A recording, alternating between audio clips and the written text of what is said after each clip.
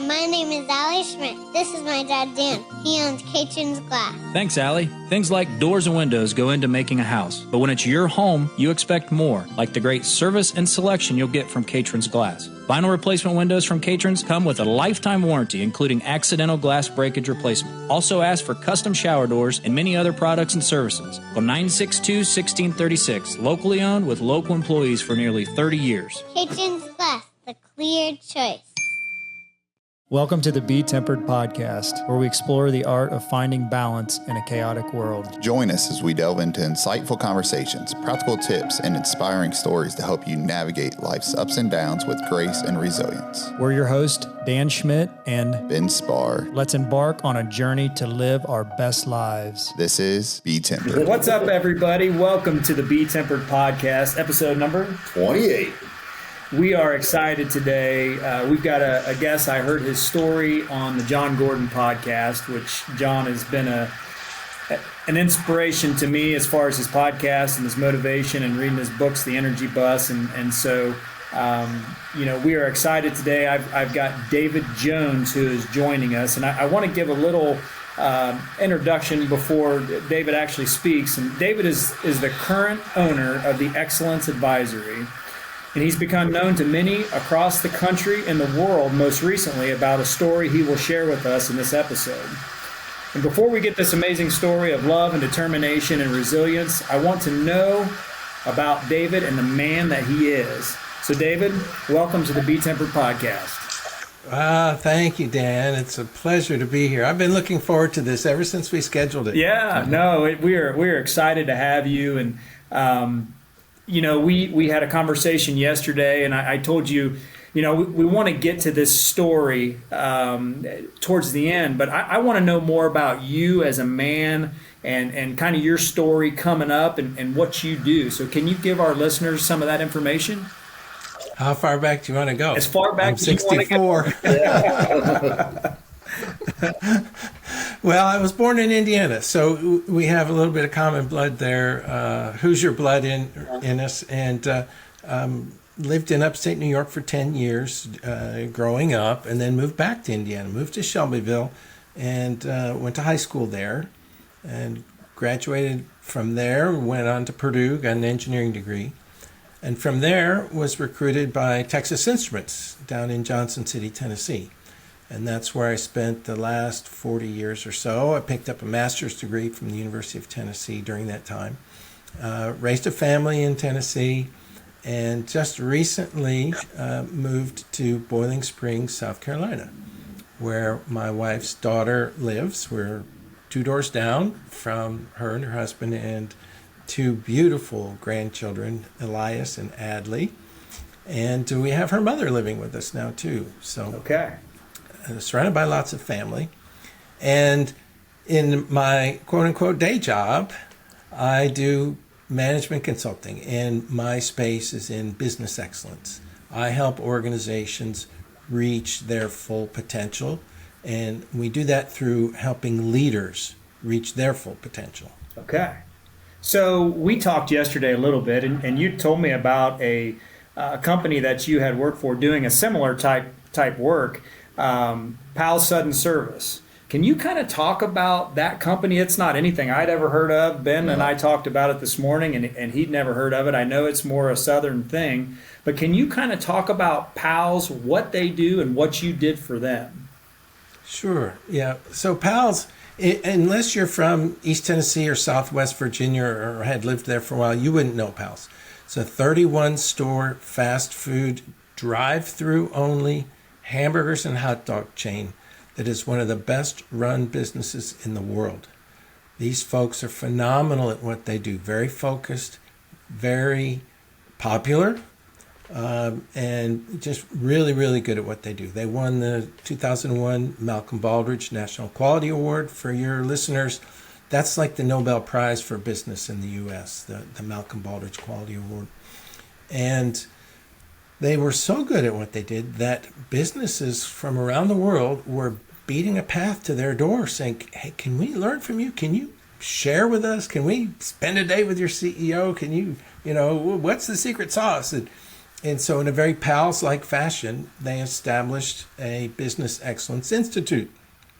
Basically they said, well, we're not educators, we're restaurateurs. We know how to run restaurants. Let's find some people that can help tell our story.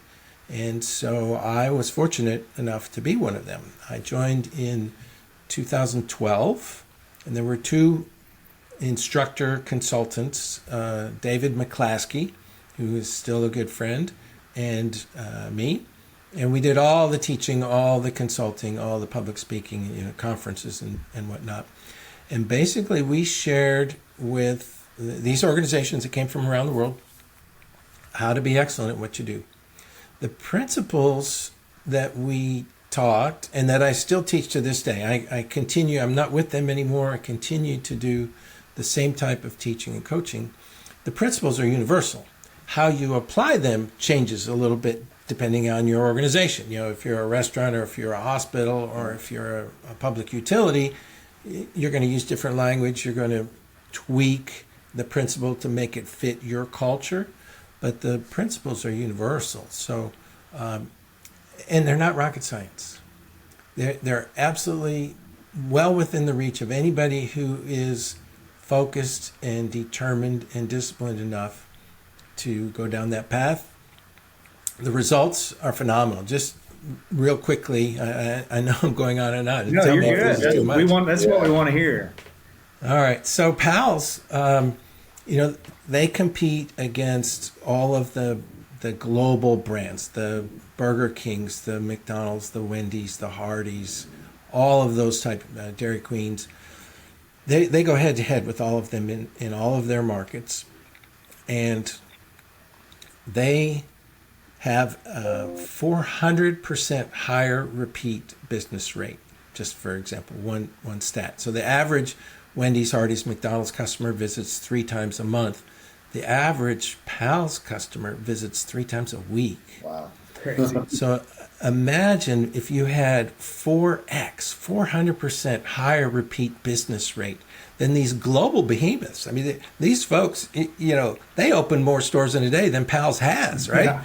And yet PALS is out competing them by miles. The typical PALS does triple the sales and triple the profitability of all their competitors. So if you think about it from a leadership or an ownership standpoint, and you have 31 stores, when you're doing triple the sales and triple the profitability, it's like an enterprise of 93 stores. Yeah.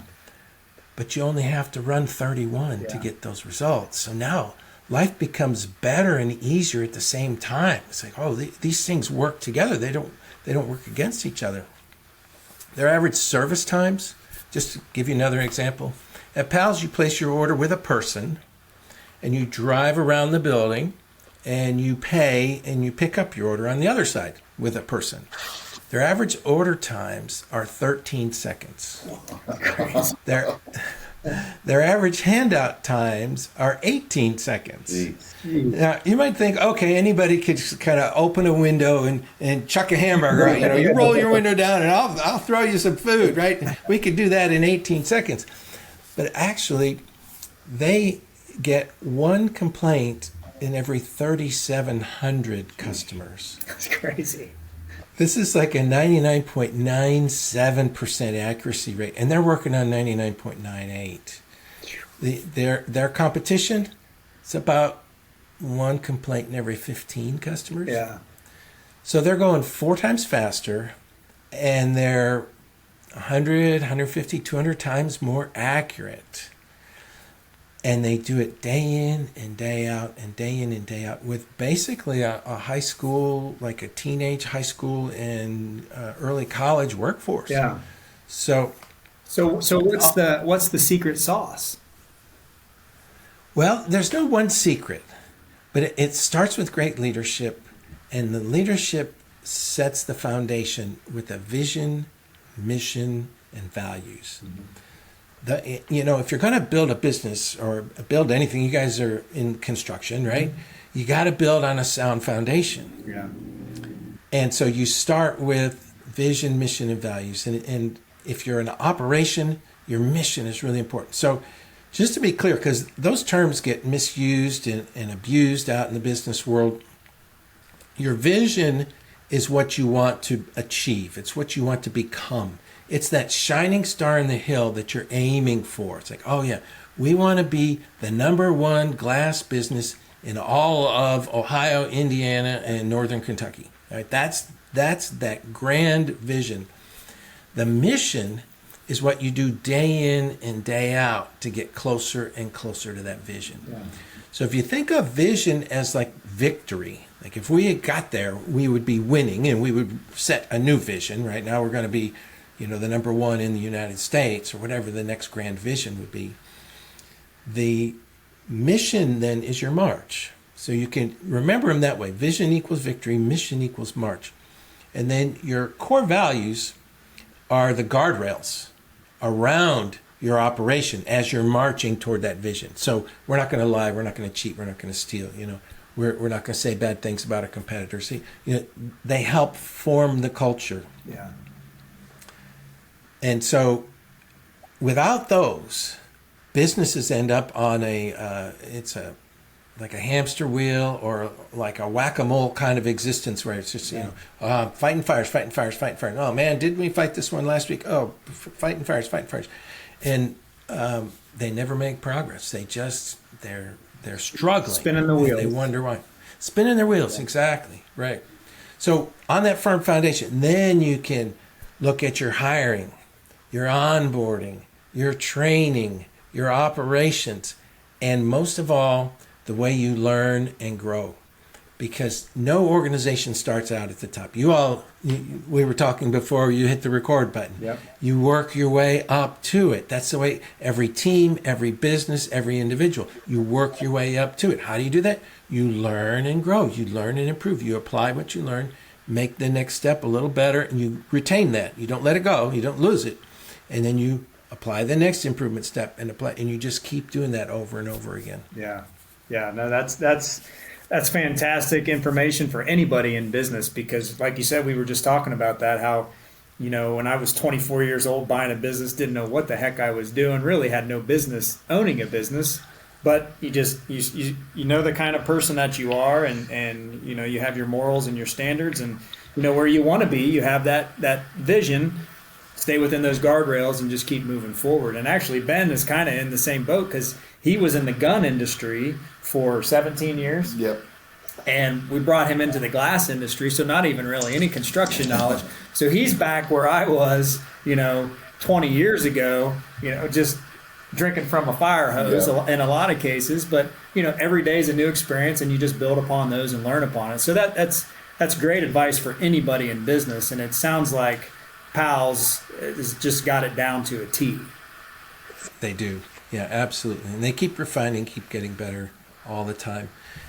Once you have your vision mission in place, then you can focus in on the key customer requirements. So every business will have probably 6 or 7, maybe 8 key customer requirements like speed, hospitality, value, cleanliness, whatever yours are. And then you just drill down on each one of those until you get to a measurable number. So for Pals, for example, it might be customer says, well, I want good quality food. Okay, we can do that, but what does quality mean? Well, I want it to be hot. Okay, what does hot mean? And you eventually get down to a number. Let's just say 165 degrees is hot. All right, now we have something we can manage to and we can measure and to know whether we actually achieved that key customer requirement or not. Yeah, that's awesome. The other thing we had talked about yesterday, keep it simple, right? I think that's what a lot of businesses do is they get, as they grow, they think they got to do more and more and more. But at the end of the day, if you stay close to what really got you to wherever you're at, if you're at that spot that you want to be, keep it simple, right? And that's a big thing with Pals. Absolutely. Their menus very simple. Their operations are simple. Simple is easier to replicate. It's easier to train. It's easier to manage. And customers recognize you for that. There are, I'm not going to name names, but there are fast food restaurants out there that were in, they were known for something like roast beef, not to pick on anybody, roast Right. beef. But then all of a sudden you see salads and turkey and all these other things. Like, why are they in that business? I don't understand. They're known for roast beef. Right. And so it just sort of muddies the message with the customers. Yeah, no, it makes it Simpler, better. makes it more Don't make makes it it more complex. challenging the more that you try to do. So all that leads into why I contacted you. As you were talking about, staying on that path with the guardrails, it kind of leads into this. So, when I heard your story, and many people may have heard it because I've talked to some of my family members and said, "Hey, David Jones is going to be on the podcast." They're like, "Who's that?" And I said, "Well, you've heard the story here more recently. I mean, you've been on the Today Show, you've been on Fox, you've been on CNN and ABC. John Gordon podcast, like I said, is where I heard your story. So for those who don't know, could you kind of back up here? It was what, the end of September, basically?" And kind of start from the beginning, and I want you to be as detailed as you can be, because the story is unique to you. And I have a lot of people that say that I shared John's podcast with, and they say, "Well, you would do the same thing for your daughter." Well, I would, and I think a lot of people say that, but saying it and doing it are two different things. So talk about that story, talk about what happened, and just the strength and the resilience and the love that you have for your daughter to make sure that you got to that wedding. Sure, yeah. So she was getting married the last Saturday in September, and the plan always was for my wife and I, we were going to drive up the Friday before, the day before. And then there was a wedding crasher named Helene, Hurricane Helene. Yeah.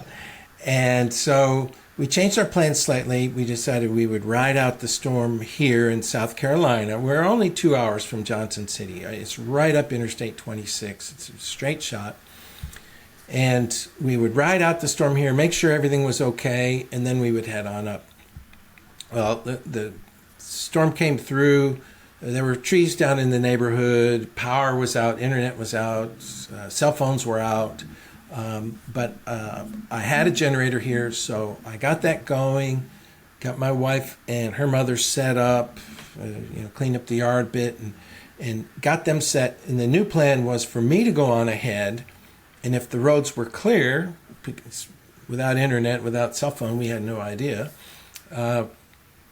If the roads are clear, I'll call back and let you know, and you can come on up Saturday for the wedding. And so off I went. And, in this area, by the time hurricanes get this far inland, they're usually just a rainy day. Yeah. It's low clouds, lots of rain, and then it passes through and it's clear, and it's, that all of that activity sort of clears the air and makes for a nice day afterwards. Yeah. And that's what happened here. So when I set out, I was first 20, 30 minutes, I was on basically clear highway. There was hardly anybody out. I thought, phew, this is easy. Yeah. I got this, right? And then I crested a hill and there was a long line of stopped traffic. And that was my journey for the next 6.5 hours or so, was just in that blocked up traffic. There were detours. We were forced off the interstate in a couple of places. One place I was very fortunate. It was the Flat Rock, North Carolina exit, where I got to the bottom of the ramp, and then they reopened that section of interstate. So I was like the first one to go back on up. I was like, all right, But it became this sort of, what's the next obstacle? What's the next obstacle? It started to occur to me that this was much bigger than anybody anticipated. There were warnings that this is big and it's coming this way and all that, but nothing like this had ever come through here. So I got to Hendersonville, and again, shuttled off the interstate. I went west. I thought, well, let me see if I can find a road that goes north, and I got in a pack of cars. There's 3 or 4 cars. All right, they look like they know what they're doing. And, nah, they did. We got to one point where there's this huge tree blocking the road. There were trees. Some areas were partially cleared, so that they had one lane open. But there were downed power lines we were driving over. And so I come back and I try another road, and it's blocked. It's got barricades and state troopers blocking that road. So I thought, well, I'll just go on the east side of the interstate and see if I can find something over there. And by the time I got back to the interstate, it was open again. So I thought, oh, these crews are great. They're clearing the way for us. They're doing the best they can. Got up on the interstate, and again, there was a lot of trees down where they had cleared one lane, so you couldn't just drive. And the way the storm came through, and the way that interstate, it's 26, so it's numbered like it goes east-west, but at this section, it's basically going north-south. And the way the winds came through, they blew the trees from the right-hand side, so from the east, across the road. Okay. And so there were some areas where the crews had cleared one lane, and so traffic went on up through. I got up into Asheville. Of course, it's pitch black everywhere. I was going to say, what time is this by the time you're this late into the journey? I mean, it's dark, it's nighttime. It's after midnight at this point. Yeah. Okay. And so I get through Asheville, very eerie. No cars hardly at all anywhere, and no lights. I'm familiar with the road, having made this trip several times. We still own our house in Tennessee, by the way. So that was the target. Okay. That's where we were heading. I was heading for. Yeah. And so get through Asheville, and I'm like, okay, I'm not letting my guard down, but it's looking pretty promising here. And go up the mountain, and I start to go down the other side. And as I got closer to the bottom, it said road closed ahead. I thought, oh no, not again. All right, here we go. Let's deal with this. Yeah. So off on the side, through the back roads, back up on the interstate. I found a way, but then it was closed permanently, or not permanently, but closed to nothing's getting through. It was exit 43, the Temple Hill Road exit. I'll always remember that exit. So I got to the bottom of the ramp, and I pulled off to the side, and there was a group of state troopers there, all their cars, lights flashing and all that, and they were meeting. They were standing outside by their cars, and they were having a meeting.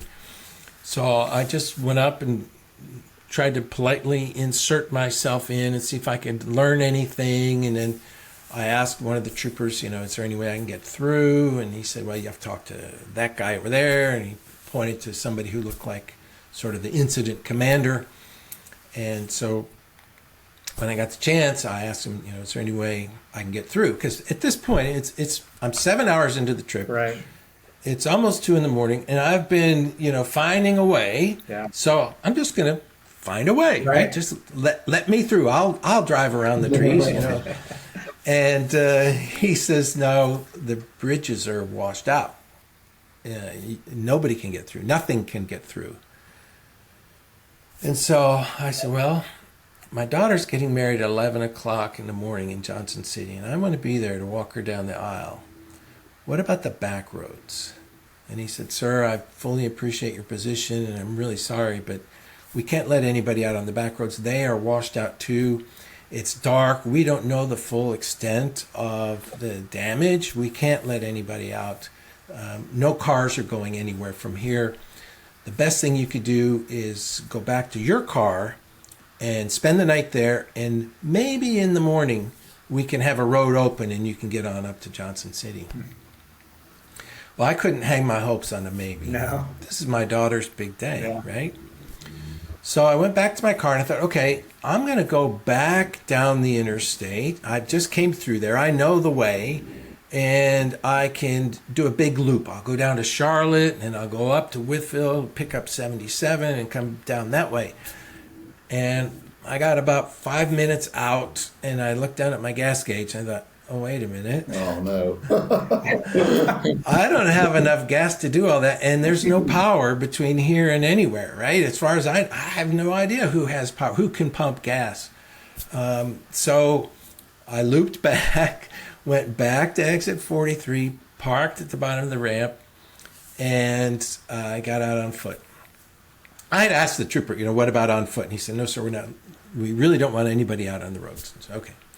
Well, I got out of my car, grabbed my backpack, stuffed a few things in there that I needed, and including my laptop, which I don't know why I felt like I needed my laptop.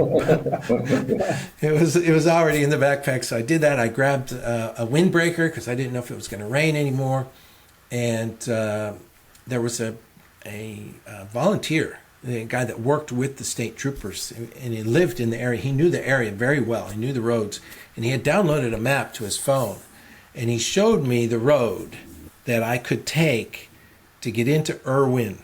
That's it's sort of like the first town. It's in Unicoi County, first town that you get to when you come over the border down the mountain into Tennessee. And so he showed me the path. So I knew which way to go, and it pretty much paralleled the interstate. And I thought, okay, this will work. I knew from having lived there in Johnson City that I was probably 20 or 30 miles from home. And I've run marathons before, so the distance didn't scare me. This is a no-brainer, And come on, God, it's you and me. Here we go. It's 2 a.m, right? But it's 2 a.m. Yeah. So you'd already been driving for 7 hours, and you got to be exhausted already. Exhausted and a little bit running on adrenaline. Yeah, for sure. So I flip on the light on my cell phone. And I start my Garmin watch. I'm a runner, right? Let's track this, right? That's great. Why not? Yeah. And off I went. And the first few miles, it was just dark. There were some barking dogs. I grabbed a stick with some sharp branches on it. I thought, well, if I need to defend myself, a hurricane just came through. Well, maybe the bears are washed out of their dens, or who knows what, right? Yeah. I don't want to be anybody's next meal, so let's do this. And so I'm walking along, and then I come to an area where the road is washed out, and the debris is maybe ankle deep or a little more, and I can pick my way through it, and I'm starting to get an idea of the extent of the destruction here. And then I came across a bulldozer and a backhoe clearing this road. And it was like ballet. I mean, the way they were moving around and doing their thing, it was beautiful. But it's a little narrow country road, and they're going back and forth, in a hurry. And they're not expecting some guy heading to his daughter's wedding at 2 or 3 or 4 and whatever time in the morning to be walking. You probably scared them. I did. You're exactly right, Dan.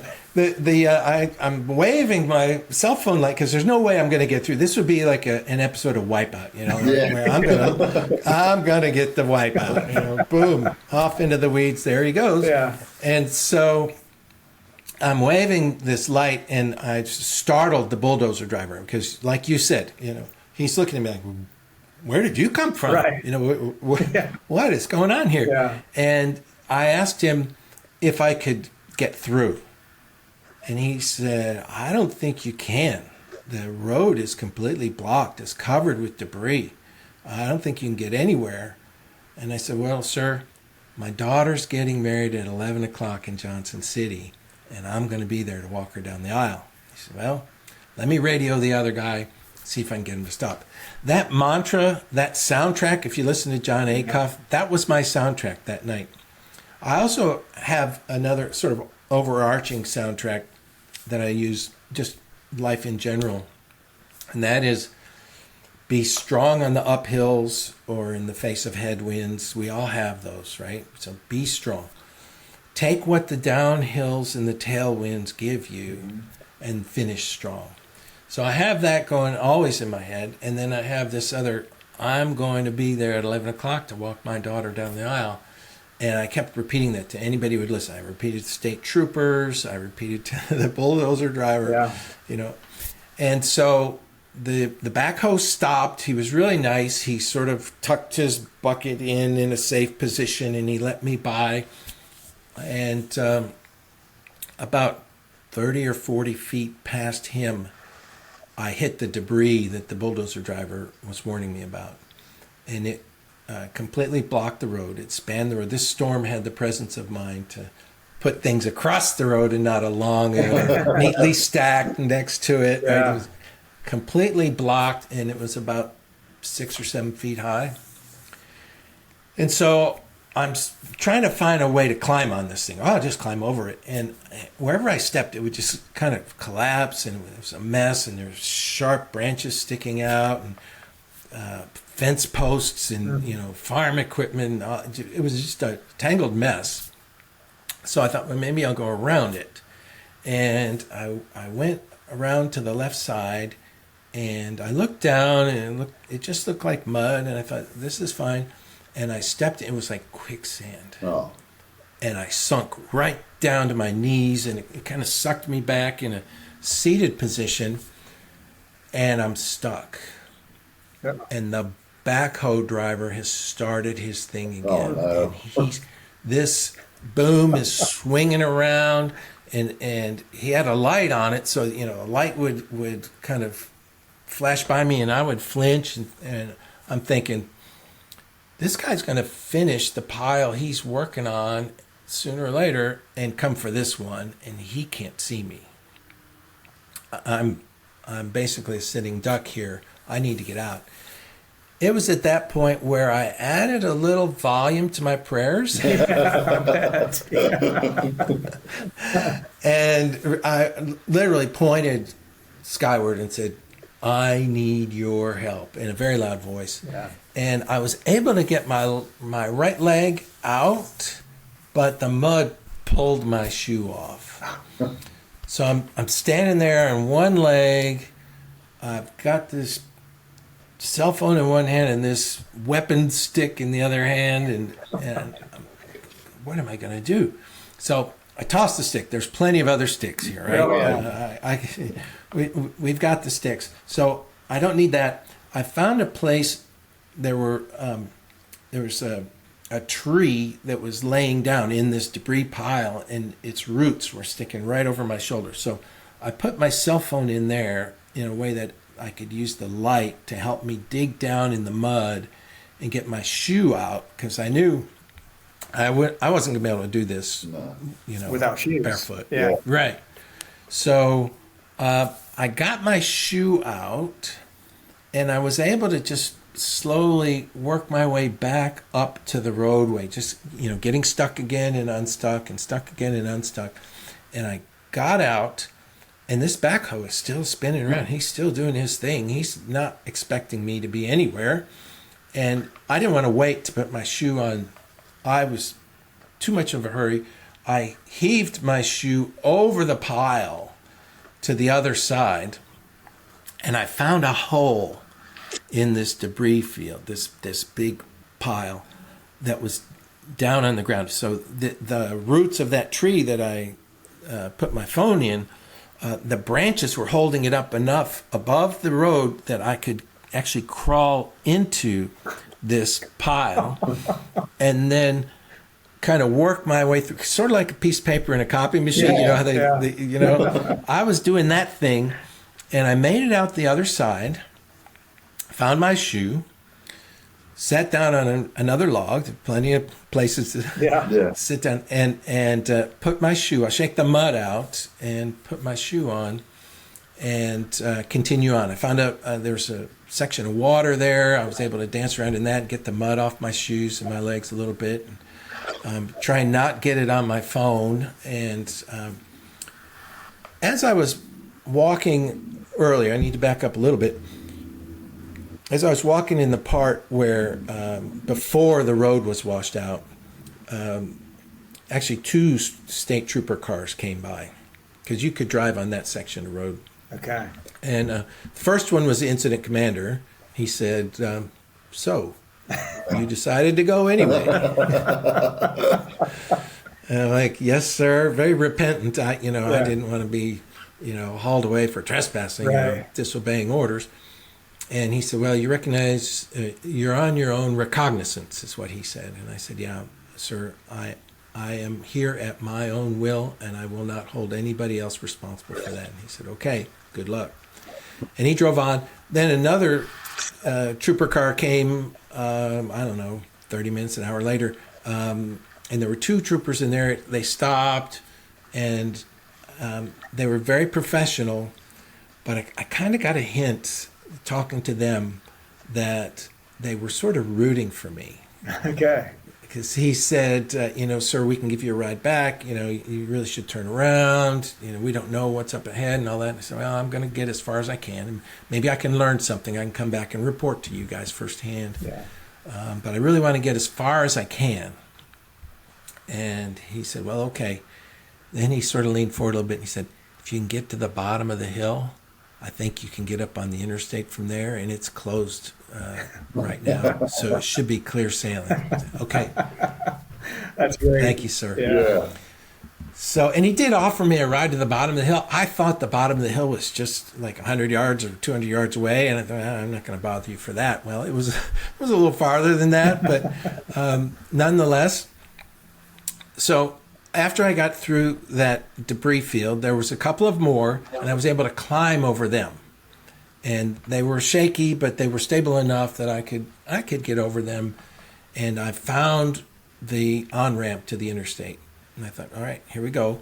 And I went up the ramp, went down, or up the interstate, about a quarter, maybe a half mile, and I came to where the bridge was washed out. So either I misunderstood his bottom of the hill comment, or in the fog of war, he didn't have full information. Yeah. These troopers, believe me, they are on top of things. They are going in when the rest of us are rushing out, right? Right. Oh, yeah. They're phenomenal people. They were doing a great job.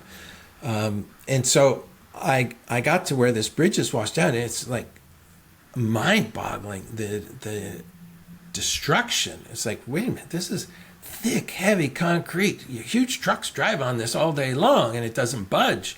And here it's completely shambles. And there's rushing water down at the bottom of it, and there's just debris and logs and pieces of houses and everything all littered all along the road that I'm walking through.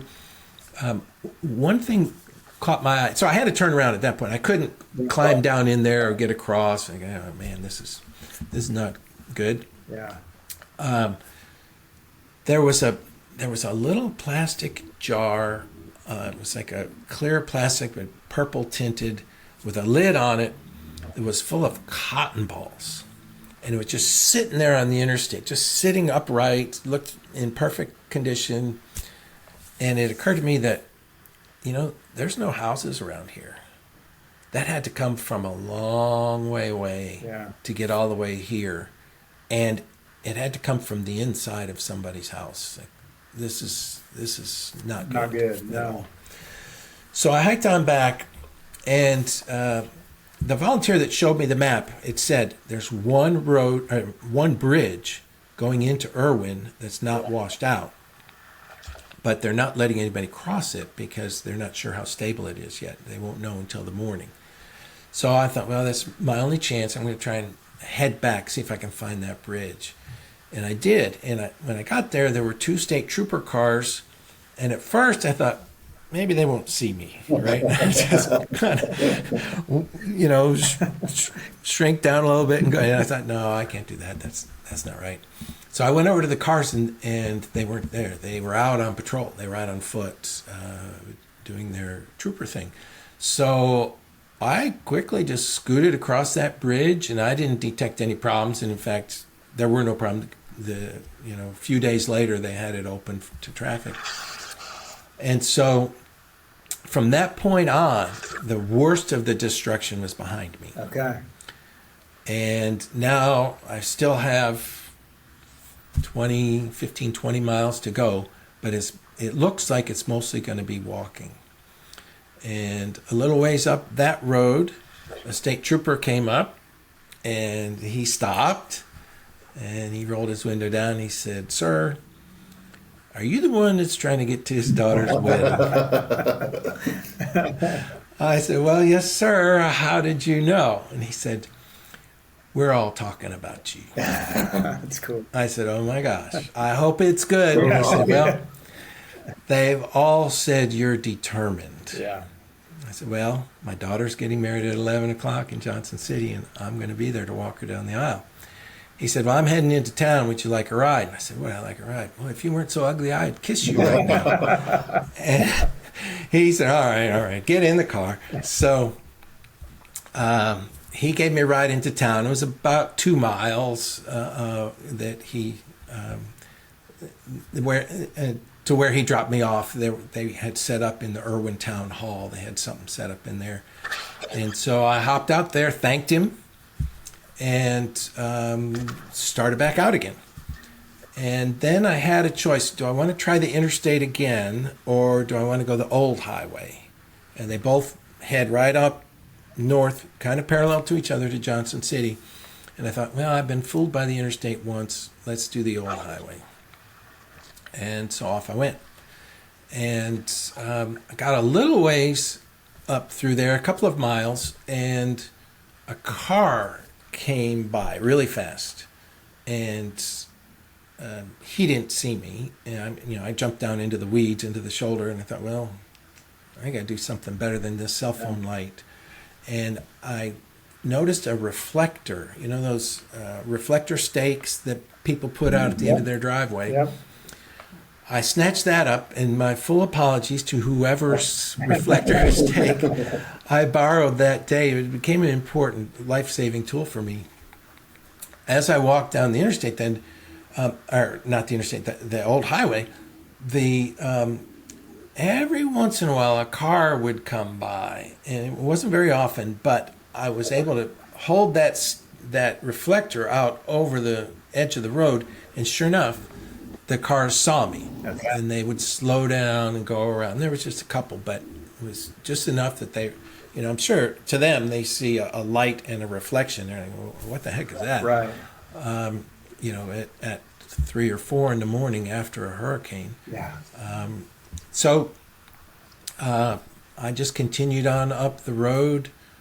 The worst thing I encountered there was a very loud and vicious sounding pack of dogs that fortunately they must have been fenced or chained. They didn't come down. I couldn't see them in the dark, but I know I was a half a mile away. I could still hear them barking. So if they had come down, that would not have been fun, right, at all. And so at this point, I'm thinking, all right, I've seen a couple of cars, so traffic is flowing here. It's 4-ish in the morning.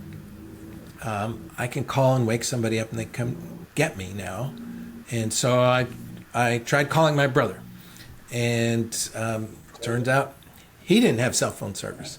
So it went right to voicemail. I said, hey, when you wake up, give me a holler. I need some help. I'm out here, And he didn't get it till much later in the day, until service was restored. And I thought, well, if I don't hear from him, I'll call. I have 3 daughters, the one that was getting married and the other 2. I can call them. One of them, of course, I don't want to do that. They all are part of the wedding party. They have their plans. They need a good night's sleep. They don't have an hour or more to come find Dad out on the side of the highway. So I'll just hold off a little bit as long as I'm on time. And I'm watching my pace, right, to see if I'm really going to make it on time. And at that point, I thought I would get to the house around 9 o'clock, and that would work because I was supposed to be at the church at 10 for photos and then the wedding at 11.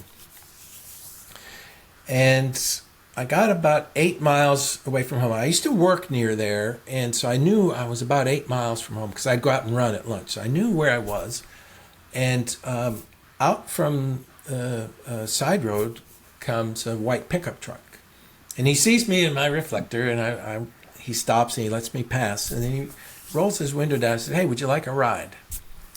And I thought, yeah, I would. And I was a little nervous about, who should I take a ride from if anybody offers. I didn't expect many people to offer in this day and age. Right. But I had said a little prayer, said, Lord, if anybody does stop, can you make it somebody who it's okay to get in the car with? Yeah. And so this white pickup truck pulls up. It was like a white angel.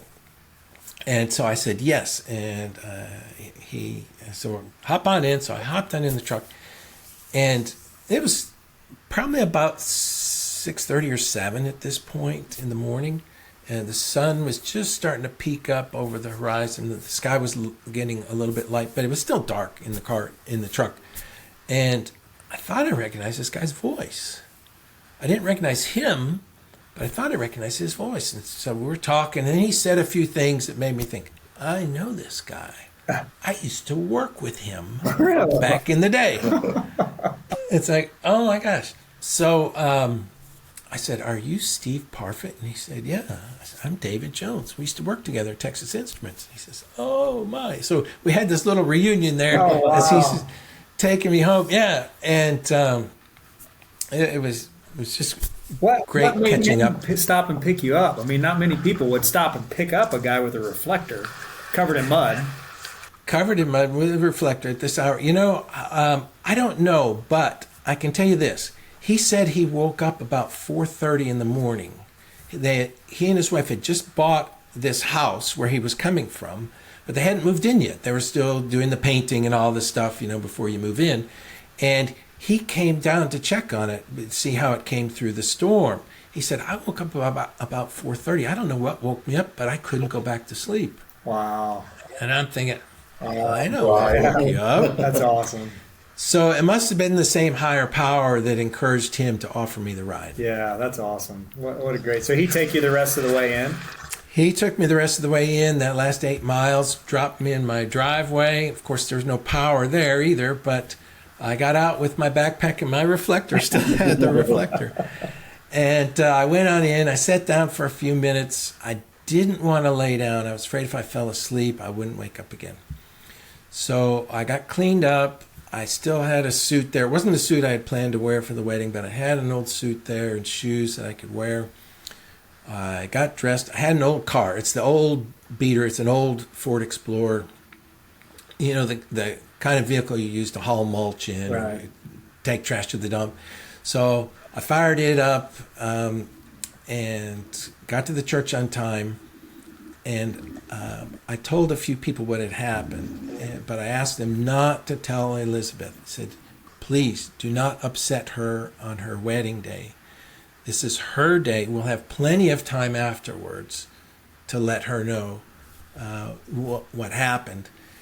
She saw my old car there in the parking lot. She was like, wonder why Dad drove blue. And we call it blue. Wonder why he drove blue. But okay, whatever. It's her wedding day, right? She's not focused on that. She's focused on wedding day stuff. So we went through the ceremony, candlelight ceremony. No power at the church. Try not to fall asleep, I'm sure. I had a Gatorade Fast Twitch with me, which is, like 200 milligrams of caffeine in a little bottle. And so that got me through the night. That helped get me through the night. And I don't drink caffeine very often, so it has a prolonged effect on me. And so, beautiful ceremony. We do photos afterwards, and we go to the reception. And Daniel, her now husband, and Elizabeth had asked me if I would say the blessing over the food before we ate and say a few words to the group there. So there was power at the restaurant where we were, so that worked out well. It was interesting, though. They just had set us up in the middle of their restaurant. So there were people around us that weren't part of the wedding party. They were kind of experiencing all this. So when I got up to say a few words, everybody in the restaurant heard this, wedding party or not. And I told the story. I had the reflector with me. Of course, I had prepared something to say, but I called an audible, last minute game time decision. I said, I'm going to tell the story and use this reflector to help me tell the story. So told everyone, and a lot of jaws dropped and a lot of tears and emotions. And I got toward the end, I said, and I want to give this reflector to you two as a wedding present. Whenever you see it, let it be a reminder to you to always protect the other one, especially in your darkest hours. like it did for me. And to always remember to be a good reflection of God.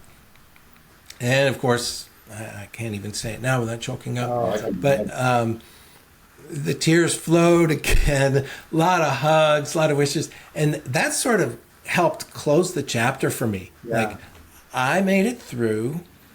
I'm handing you this thing that I carried for the last so many miles. I'm done with all that. It's behind me now. And maybe it can help you, a memory for you. And the rest of the celebration, there was a celebration the next day. It was just a beautiful, beautiful weekend. It all worked out.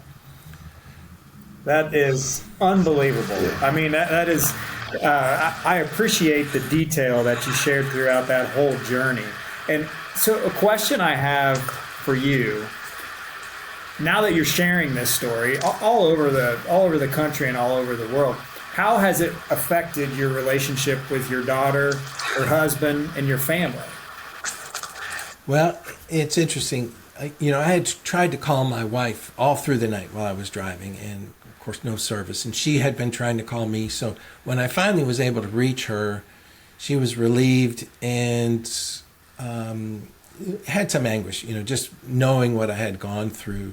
It was heavy on her heart. My daughter, it not only, she said, well, yeah, that's what Dad would do. Right? That's Dad. Right? Awesome. Not really surprised, but humbled that somebody would do that for her. Yeah. And it also strengthened her relationship with God, because she thought, man, if a human, an earthly father would go through this, just imagine, and our Heavenly Father did. Jesus did sacrifice himself for us. Wow. I mean, it was just kind of overwhelming for her in that regard. Daniel, the groom, he's just the best guy. And he was so thankful and so happy. And a lot of people have been teasing him, like, Daniel, the bar's been set really high. Well, you said you got two more daughters, right? This was the first wedding, so you set the bar a little high. That occurred to me during the walk. Like, oh no, I got 2 more to go. What am I going to do?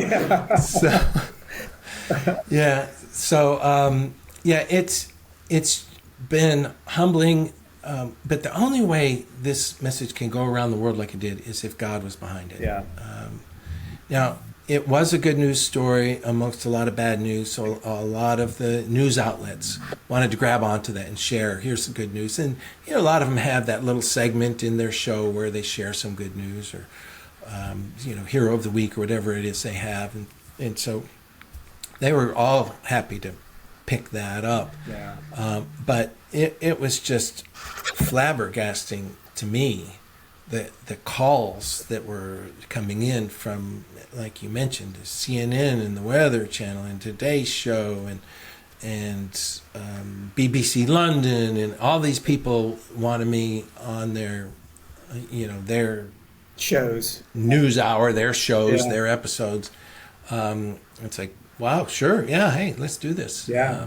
Be happy to, if this helps anyone. And what I'm finding is that there's a lot of messages in it about persistence and determination and all that. There's a survival aspect of it, and I can tell you I wasn't very well prepared from a survival tools aspect. I didn't have flashlights and all the, flares or whatever you need in a survival kit. But my fitness, I like to stay fit, and my fitness was my best survival tool. I wouldn't recommend an overweight, out of shape 64-year-old person to go on this journey or try some of the things that I tried. But being fit, it was like, okay, I got this. I can do this. So I've always encouraged people to take care of their health and their fitness. I'm not a fanatic or anything like that, but I like to lead by example. So that was very helpful to me. And I hope that message gets out. But the other message that really resonates is a father's love. And we hear that. You heard that from your friends, Dan, where, oh yeah, I would do that, and kids are saying, yeah, my dad would do that for me, and I love my dad for it. And then there's the other side where people are saying, I can't even get my dad to text me on my birthday. Or my dad passed away before I was born, and I had a series of awful stepdads, that kind of ruined my childhood. And so it's resonating on both parts. And I think tells me that there's a need for this message in the world. Absolutely. That strong dads, the love of strong dads, what strong dads, not just dads, moms too, but there's an important message there that God wants to get out to the world. Yeah, absolutely. 100%. I mean, it's an amazing story of resilience, of love. I mean, you said everything there, and this has been awesome to hear the story in such detail. And as we land this plane, I want to ask you, is there any quote, is there any Bible verse, is there a motto that you live your life by on a daily basis that you could share with our listeners? Oh gosh, yeah, there's probably a lot.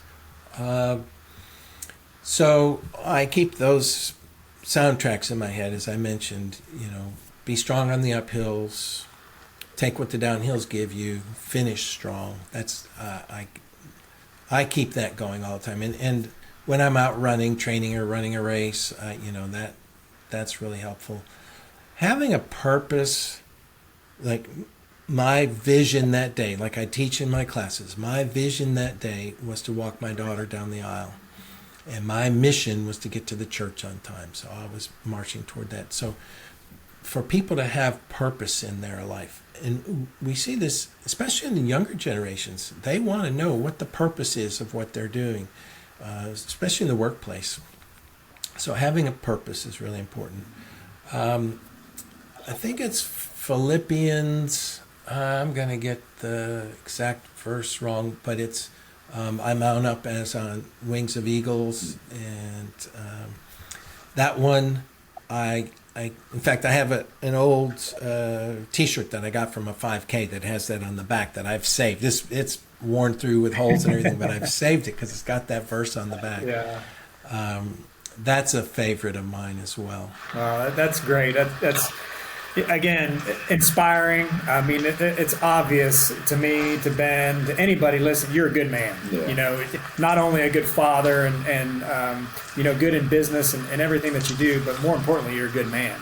And that's what, as far as our podcast goes, we want these stories to get out because, again, there's so much negative in this world. We just came through, the election last week where, prior to the election and now even after, but it just was negative. If you turn the TV on or the radio on and you listen to all these ads.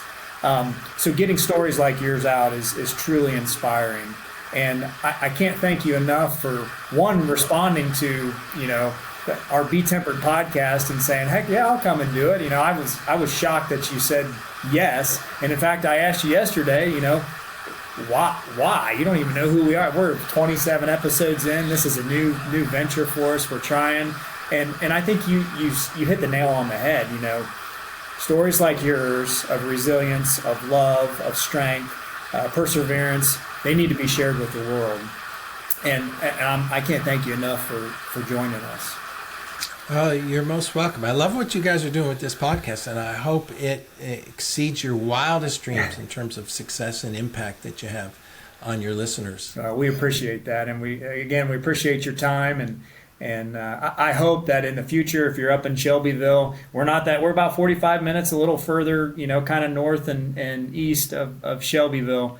Look me up. I'd love to have breakfast with you or something and get to know you a little more and your business and all that good stuff. That'd be awesome. Yeah. Let's make a plan for that. That sounds great. Well, thank you again for your time, and everybody thank you, Dan. Go out and be tempered. Hi, my name is Allie Awesome. Schmidt. This is my dad, Dan. He owns Catron's Glass. Thanks, Allie. Things like doors and windows go into making a house. But when it's your home, you expect more, like the great service and selection you'll get from Catron's Glass. Vinyl replacement windows from Catron's come with a lifetime warranty, including accidental glass breakage replacement. Also ask for custom shower doors and many other products and services. Call 962-1636. Locally owned with local employees for nearly 30 years. Catron's Glass, the clean clear choice.